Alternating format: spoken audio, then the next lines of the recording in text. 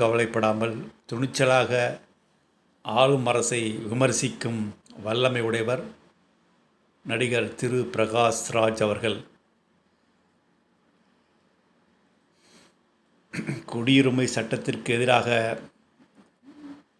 ஒரு கல்லூரி மாணவன் ஜனநாயக முறையில் டெல்லியில் போராடினார் அல்லவா? அப்படி போராடும் பொழுது அந்த சட்டத்திற்கு ஆதரவாக நின்ற இந்துத்துவ மாணவர்கள் கலவரம் செய்ததால் அந்த கலவரத்திற்காக ஜனநாயக முறையில் போராடிய ஒரு கல்லூரி மாணவனை சிறையில் அடைத்து 5 வருடமாக அவரை விசாரணைக்கு அழைக்காமல் இந்த மத்திய அரசு தடுத்து வருகின்றது.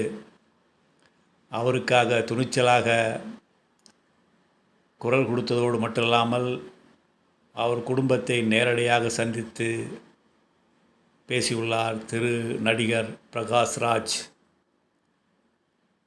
இதுவுமல்லாமல் திரு அமீர் என்ற மாணவன் கைது செய்யப்பட்டு பல வருடங்களாக சிறையில் இருந்து கொண்டிருக்கிறார்.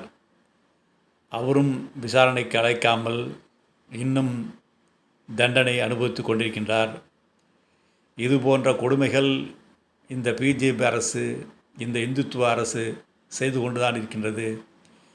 இதை தைரியமாக பேச மிக சிறந்த அரசியல்வாதிகளும் பயப்படுவார்கள். ஆனால் அதையும் மீறி இந்தியாவின் இறையாண்மைக்காக தொடர்ந்து குரல் கொடுத்து கொண்டிருப்பவர் நடிகர் திரு பிரகாஷ் ராஜ்.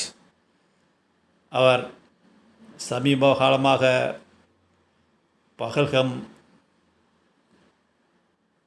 என்ற இடத்தில் நடந்த தீவிரவாத தாக்குதலை பற்றி கேள்வி எழுப்பிய பொழுது, ஒரு மக்கள் சுற்றுலாவிற்காக செல்லும் பகுதியில் ஏன் இராணுவ பாதுகாப்பும் போலீஸ் பாதுகாப்பும் இல்லாமல் இருந்திருக்கிறது?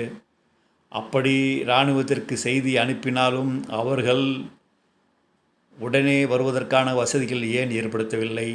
அந்த இடத்திற்கு அவர்கள் 2.5 கிலோமீட்டர் நடந்து ஓடி வர வேண்டியுள்ளது. இராணுவர்களின் நிலைமை இப்படித்தான்.